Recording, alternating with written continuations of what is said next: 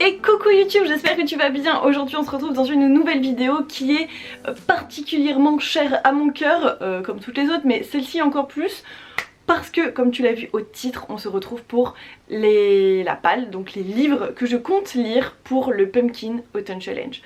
Le Pumpkin Autumn Challenge, c'est quoi? C'est un challenge de lecture pour les fous de lecture, comme moi, voilà. Les gens qui vraiment ont envie, genre, de finir tous les livres qui leur passent sous la main en rapport avec l'automne et Halloween, etc. Bref, c'est un challenge qui a été créé il y a très longtemps par la fameuse Guimauze que j'aime énormément suivre. Voilà, donc par la fameuse Guimauze. C'est un challenge qui commence le 1er septembre. Oui, je suis en retard, pas besoin de le dire. C'est ma vie d'être en retard, c'est comme ça.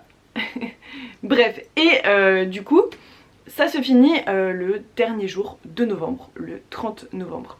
Si je dis pas de bêtises, donc ça dure bien 3 mois et j'ai choisi de participer à toutes les catégories comme à chaque fois parce que je vous l'ai dit juste avant, je suis une dingo et du coup il y a 12 livres, voilà, parce qu'il y a 12 catégories et j'ai mis un livre par catégorie.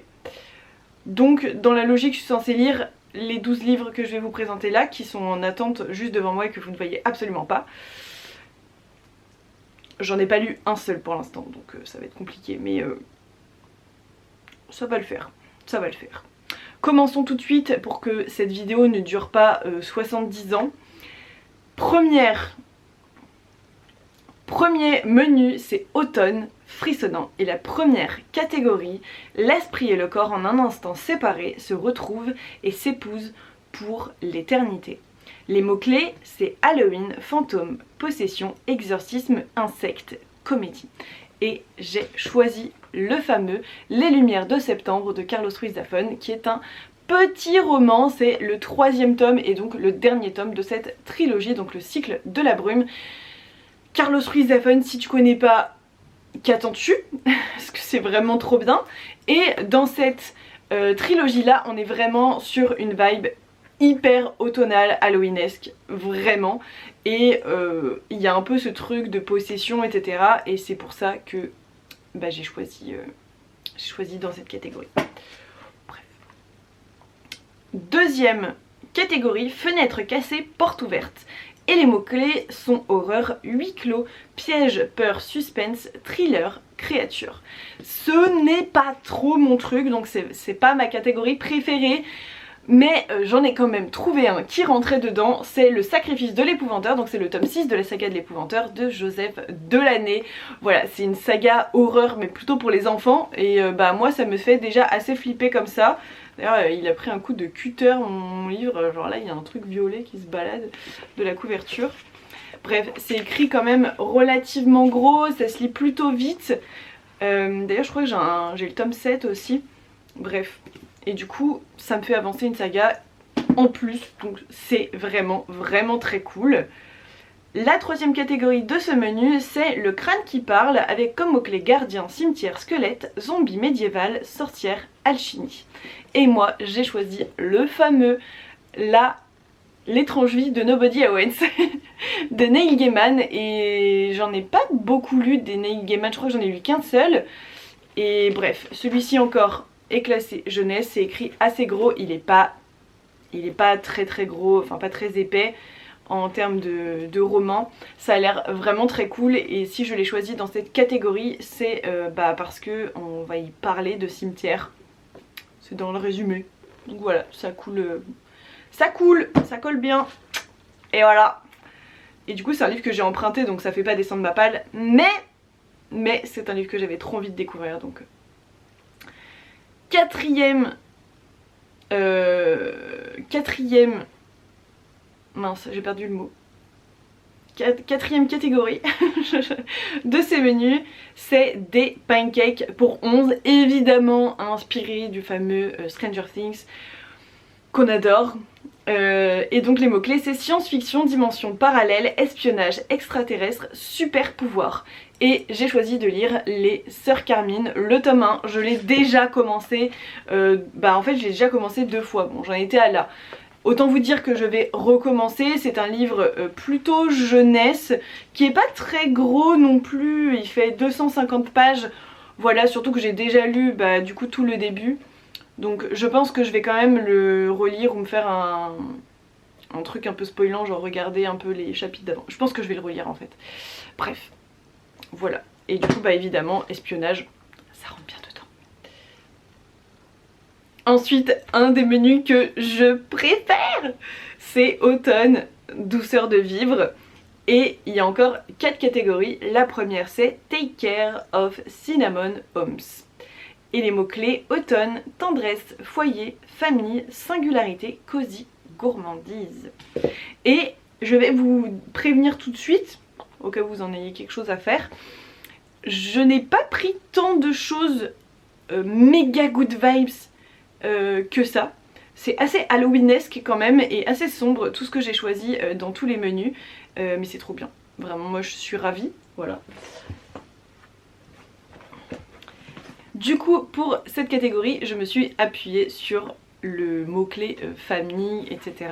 avec le tome 2 des 7 sœurs de Lucinda Riley. Oh mais je sais pas ce que j'ai dans cette vidéo, mais vraiment je bug. Pour le coup, c'est un livre qui est assez gros, il fait 750 pages. Mais on rentre bien dans la thématique. C'est pas forcément ultra cosy, mais par contre c'est vraiment genre famille, etc. J'ai trop envie de continuer cette saga, écoutez, genre c'est la vie, c'est comme ça. Ensuite, deuxième catégorie de ce menu, la délicieuse malaventure de Sadima. Bref, les mots-clés c'est conte, réécriture, adolescence, féminisme, déconstruction et genre. Et j'ai choisi de lire un livre qu'une de mes amies m'a prêté, c'est La maison au sortilège de Emilia Hart. Donc, il y a une histoire de femme. Donc on va être sur le côté un peu sorcière de la femme, mais en mode femme indépendante, etc. Donc voilà. Les premières phrases c'est 3 femmes extraordinaires séparées par 4 siècles. Un roman captivant sur la puissance des femmes et le pouvoir de la nature. Clairement je pense qu'on y est. On est dedans. Clairement. Ensuite, troisième catégorie. Cad, je suis contente d'être tombée de cet arbre. Cad ? J'ai pas la ref. Bref. Mots-clés, amitié, aventure, bande dessinée, anxiété, santé mentale, lumière. Et moi, je vais lire un fameux livre, un roman graphique, une BD. Donc c'est Girlfriend de Sarah Soler, ou Solé, je ne sais pas comment ça se dit. Il est magnifique, c'est mon meilleur ami qui me l'a offert pour mon anniversaire. Et du coup, je le fais rentrer dans cette catégorie. Voilà. Non mais regardez-moi, c'est graphisme, c'est trop mignon. C'est vraiment genre le truc le plus mignon que j'ai mis dans cette palle. Vraiment. Et la quatrième catégorie de ce menu, c'est Je crois bien n'avoir songé qu'à vous seul. C'est inspiré de Orgueil et Préjugés, donc évidemment les mots-clés, il y a orgueil, préjugés, amour, célibat, classique, sarcasme, verve, satire. Et j'ai choisi de mettre un grand classique qui est Rebecca de Daphné du Maurier, donc c'est la nouvelle traduction qu'on m'a offert pour mon anniversaire l'année dernière. Et bon, pour le coup c'est aussi un livre assez épais qui fait 632 pages. C'est avec le tome 2 des 7 sœurs, c'est les livres les plus gros que j'ai mis dans ma pile à lire. J'ai essayé de pas trop en mettre non plus parce que sinon après c'est pas... Physiquement c'est impossible pour moi de tout lire parce que j'ai aussi les lectures du club de lecture.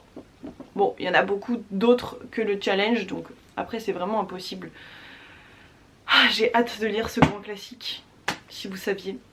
Depuis que j'ai vu le film en fait, donc ça fait un moment. Le dernier menu de cette vidéo que je vais vous présenter, c'est Automne crépusculaire, et du coup c'est le menu de cette année. Le nouveau, le fameux menu. Bravo, voilà. Je suis trop contente. La première catégorie c'est le règne des phalènes. Et les mots-clés sont âme, vie, mort, messager, magie, transformation, ombre, animal, nocturne. Est-ce que je suis une folle genre de l'ambiance d'Halloween? Tout à fait. Et j'ai décidé de lire ce livre qui est aussi dans les livres que je souhaite lire pour le club de lecture au mois de septembre. Voilà, donc j'espère que j'aurai le temps de le lire. c'est Esprit de Louve, le tome 1 de La Meute de Leigh Catala. C'est une duologie, voilà, et donc j'aimerais bien lire. Ce tome 1, c'est de Evelina Simon, c'est de l'auto-édition et c'est un livre que je vends dans le cadre de mon entreprise, donc c'est important que je le lise, voilà, même si je me suis déjà fait une très bonne idée, je l'ai pas lu de A à Z et ça a l'air vraiment trop bien et j'aime beaucoup la mise en page. Je sais pas si on va se rendre compte, je sais pas si on se rend compte, mais j'adore. Ça fait une pile dangereusement bancale.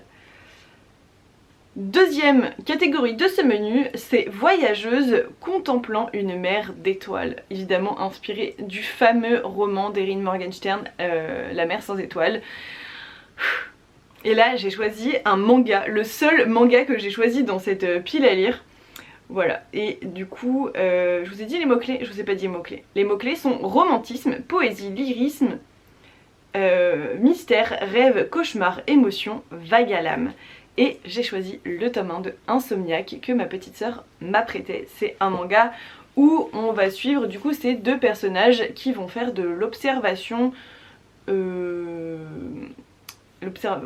étoiles, mince comment ça s'appelle, l'astronomie. Si je dis pas de bêtises de ce qu'elle m'a dit, et bon bref voilà, ils sont insomniaques, ils vont se retrouver toutes les nuits pour faire de l'observation des étoiles. Et du coup pour moi ça rentrait quand même dedans, déjà parce que dans le titre il y a mer d'étoiles, genre le ciel quoi, voilà. Et il y a romantisme, rêve, cauchemar, émotion, enfin voilà, pour moi ça rentre dedans, voilà. Écoutez, j'ai tiré un petit peu la ficelle là pour le coup, mais je sais pas si ça se dit, mais bon, c'est comme ça, c'est la vie. Troisième catégorie de ce menu, c'est la chute de l'or ailé, et les mots-clés sont ange déchu, éthéré, prophétie, mémoire, roman choral, fleurs envoûtant, évanescent, et pour le coup, vraiment, je vais lire le livre dont la catégorie s'inspire, c'est-à-dire qu'on ne peut pas plus coller que ce livre pour cette catégorie. Ce n'est pas possible.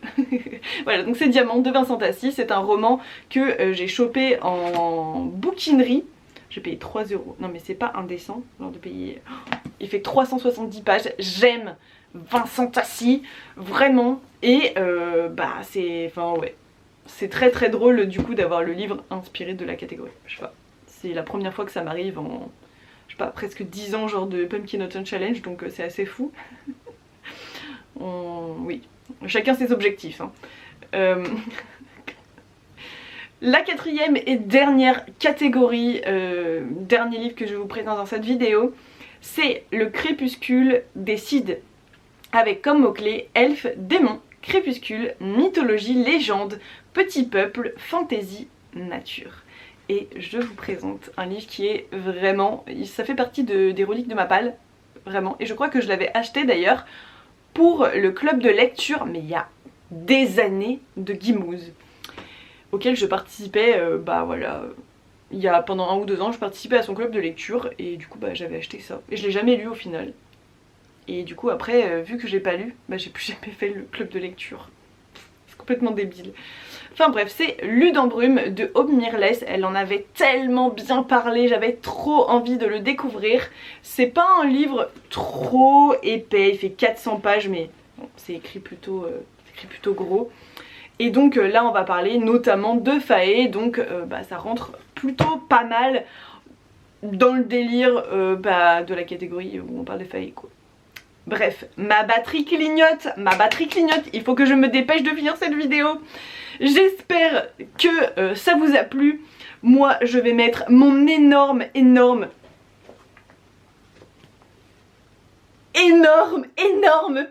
de livres dans, je sais pas, dans une étagère de ma bibliothèque et je vais essayer de lire tout ça, et bien évidemment je vous ferai un petit compte rendu. De toute façon dans les weekly vlogs je pense que vous saurez assez vite si j'avance pas. Pour l'instant je dirais que c'est pas encore gagné, enfin c'est ouais, plutôt perdu pour l'instant. Bref, je vous fais des gros bisous, merci d'avoir été là jusqu'au bout. N'hésitez pas à mettre plein de petites emojis, citrouille, tout ce qui vous rappelle l'automne, genre le café fumant, genre avec les doudous, les plaids et tout, genre bref, trouvez tous les emojis qui vous inspirent l'automne et mettez-y dans les commentaires, je trouve ça extrêmement drôle. Et si vous souhaitez le faire, merci.